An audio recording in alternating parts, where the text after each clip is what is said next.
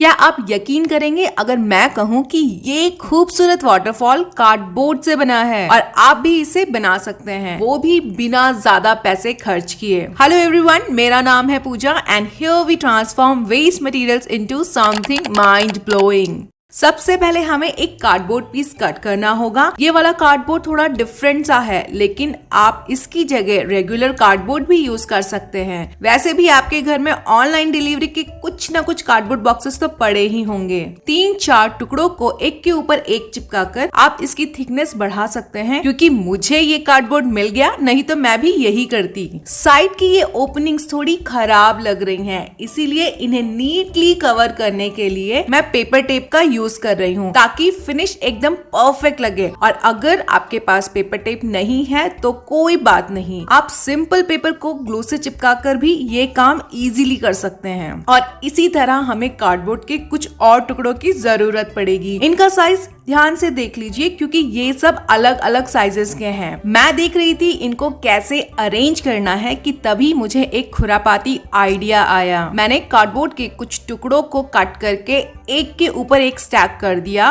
फिर इन्हें भी पेपर टेप से कवर कर दिया और हमारी सुंदर सी सीढ़ियां बन गई। अब बाकी पीसेस को भी इसके ऊपर अरेंज कर लेंगे। अब बारी आती है वॉल पुट्टी की। इसका यूज करने से हमारा कार्डबोर्ड बेस और भी स्ट्रॉन्ग और स्टडी बन जाता है। और सबसे बड़ी बात, जो भी DIY हम बनाते हैं वो लॉन्ग लास्टिंग रहता है। तो अगर आप चाहते हैं कि आपका कार्डबोर्ड का कोई भी क्राफ्ट टिकाऊ और सॉलिड बने, तो वॉल पुट्टी का मैजिक जरूर ट्राई करें। पेस्ट फॉर्म में या पाउडर फॉर्म में वॉल पुट्टी आपको किसी भी हार्डवेयर स्टोर में इजीली मिल जाएगी। बस पाउडर फॉर्म में आपको थोड़ा सा ग्लू और पानी मिलाकर एक स्मूथ पेस्ट बना लेना है। सबसे अच्छी बात यह है कि इसमें कोई भी टेक्सचर क्रिएट करना सुपर इजी होता है। वॉल पुट्टी के थिक पेस्ट से ही मैंने इसमें कुछ और टेक्सचर्स ऐड किए हैं, यहाँ पर आप देख सकते हैं। और मैंने ऐसा क्यों किया ये आपको वीडियो में आगे पता चलेगा। अब हम क्ले का यूज करेंगे और इससे छोटी छोटी बॉल्स बनाएंगे। इन बॉल्स को थोड़ा अनइवन रखकर हम स्टोन का शेप देंगे और ग्लू की मदद से इन्हें चिपका लेंगे। रैंडमली मुझे जहां लग रहा है वहां मैं इन्हें प्लेस कर रही हूँ और एक पुराने ब्रश की मदद से स्टोन पर कुछ टेक्सचर्स क्रिएट कर रही हूँ, जो इन्हें और भी नेचुरल और रियलिस्टिक लुक देगा। ये छोटी छोटी डिटेलिंग्स डिजाइन को यूनिक टच देती हैं।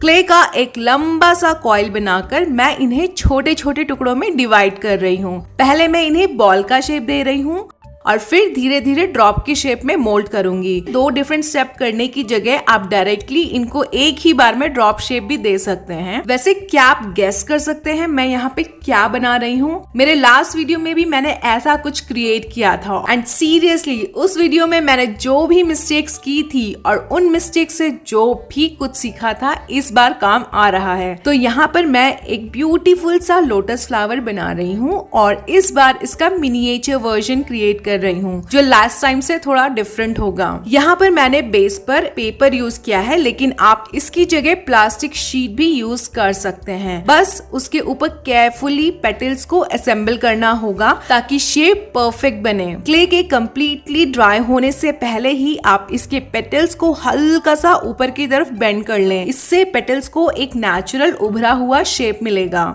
लोटस फ्लावर के साथ तो उसकी लीव्स भी होनी चाहिए, राइट? अगेन क्ले का छोटा सा बॉल बना के उसको फ्लैट कर लेंगे। फिर किसी भी शार्प टूल की मदद से इसके ऊपर हम वेन्स बना लेंगे। कितने क्यूट लग रहे हैं ये मिनिएचर्स, है ना? पर हमें इन्हें अभी साइड में रखना पड़ेगा, क्योंकि अब हम कलरिंग करने वाले हैं। अनलाइक माई लास्ट वीडियो, इस बार मैं काफी श्योर थी कि मुझे कैसे कलर करने हैं। जहां जहां जरूरत थी वहीं मैंने ब्लैक कलर का बेस दिया है ताकि डेप्थ मिले। टेक्सचर्स को हाईलाइट करने के लिए मैंने डार्क ग्रे यूज किया है। हमें इसके ऊपर टूथपिक से कुछ टेक्सचर्स भी बनाए थे, वो भी यहाँ काफी खूबसूरती से हाईलाइट हो रहे हैं एंड डिजाइन को काफी रियल लुक दे रहा है। वैसे तो मैं हमेशा एक्रिलिक पेंट ही यूज करती हूँ, पर इस बार मैंने कहीं कहीं पर चॉक पेंट भी यूज किया है, जो कि काफी टाइम से मेरे पास पड़े हुए हैं। तो इससे पहले कि ये खराब हो जाएं, तो मैंने सोचा क्यों ना इनको भी मैं थोड़ा बहुत यूज कर लूं। वैसे कुछ लोग मुझे कमेंट करके कहते हैं कि मेरी कलरिंग चॉइस बहुत अच्छी है और वहीं कुछ लोग ये भी कहते हैं कि मेरी कलरिंग उन्हें पसंद नहीं आती। आपको क्या लगता है?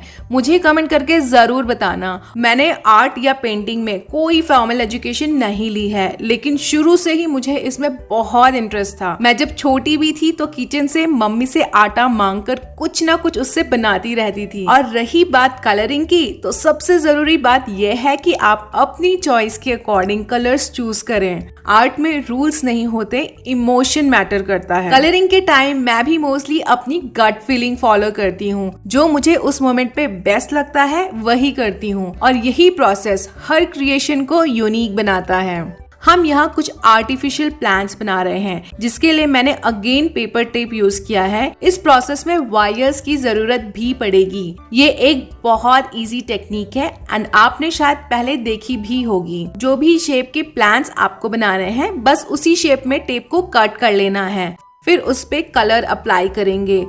लीव्स के दोनों साइड्स पे पेंट लगाना इम्पोर्टेंट है, और अगर इसमें थोड़ी बहुत डिटेलिंग भी आप ऐड करेंगे तो ये लीव्स बहुत ही रियलिस्टिक लगेंगी।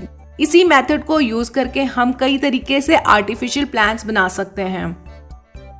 इन खूबसूरत प्लांट्स को अपने DIY में फिक्स करने के लिए मैं ऑल पर्पस ग्लू यूज कर रही हूँ। स्क्रीन के ऊपर टैप करके आप व्यू प्रोडक्ट्स में इसकी डिटेल्स चेक कर सकते हैं। थोड़ी और एक्स्ट्रा ग्रीनरी ऐड करने के लिए मैं ये यूज कर रही हूँ। बेसिकली ये मैंने स्पंज को छोटे छोटे टुकड़ों में कट करके इसमें पेंट मिक्स किया हुआ है, और अब बस मैं इसमें ग्लू ऐड कर रही हूँ और हमें इसे अच्छे से मिक्स कर लेना है। कई सारी टेक्निक्स आपने इस वीडियो में देखी कि कैसे आप अपने DIY में ग्रीनरी ऐड कर सकते हैं, चाहे वॉल पुट्टी से करें या फिर डिफरेंट टाइप के आर्टिफिशियल प्लांट्स बना के या फिर स्पंज यूज करके। जो भी तरीका आपको पसंद है आप वो फॉलो करें। जो लोटस और लीव्स हमने यहाँ बनाए थे, अब उन्हें भी हम पेंट कर लेंगे। लोटस के लिए यहाँ सिंपली मैं पिंक कलर यूज कर रही हूँ एंड लीव्स में डिटेलिंग ऐड करने के लिए लाइट और ग्रीन कलर का ब्लेंड जरूरी है। अब जिंदगी में पहली बार मैं रेजिन यूज करने वाली हूँ। एक्साइटेड भी हूँ और थोड़ी नर्वस भी। इसमें 2 बॉटल्स आती हैं, रेजिन और हार्डनर। इसके ऊपर लिखा हुआ है कि हमें इसे 2:1 के रेशियो में मिक्स करना है बाय वेट। अब वेइंग मशीन तो मेरे पास है नहीं, पर फिर भी मैं रिस्क ले रही हूँ। देखते हैं क्या होता है। मैंने एक पेपर कप लिया और उसके अंदर मार्किंग लगा दी 1 सेंटीमीटर और 1.5 सेंटीमीटर पर, यानी कि 2:1 रेशियो। अब मैं रेजिन को 1 सेंटीमीटर तक पोर कर रही हूँ और रेस्ट 0.5 सेंटीमीटर में हार्डनर ऐड कर रही हूँ। इसमें थोड़ा सा पेंट भी मिक्स किया है ताकि एक ब्यूटीफुल इफेक्ट मिले। अब इसे अच्छे से मिक्स कर लेंगे और वाटर इफेक्ट क्रिएट करने के लिए केयरफुली पोर करेंगे। यहाँ पर तो ये बहुत सुंदर लग रहा है। बस अब देखते हैं कि आगे जाके ये परफेक्टली सेट होता है या नहीं।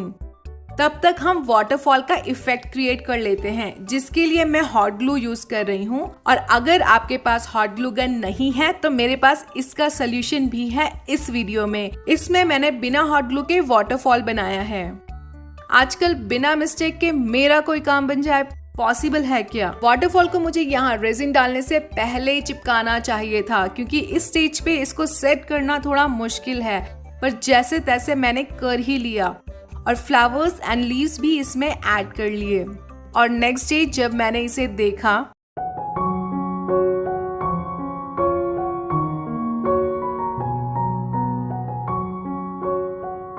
तो बस मेरा रेजिन एक्सपेरिमेंट फाइनली सक्सेसफुल रहा और मेरी खुशी अलग ही लेवल पे। हर क्रिएशन के साथ कुछ ना कुछ नया सीखने को मिलता है। आपको ये प्रोजेक्ट कैसा लगा? क्या आप भी रेजिन आर्ट ट्राई करना चाहेंगे? कमेंट करके जरूर बताएं। और ये धमाकेदार DIY तो आपको जरूर पसंद आया होगा, तो लाइक, शेयर और चैनल को सब्सक्राइब करना मत भूलना। मिलते हैं नेक्स्ट क्रिएटिव प्रोजेक्ट के साथ।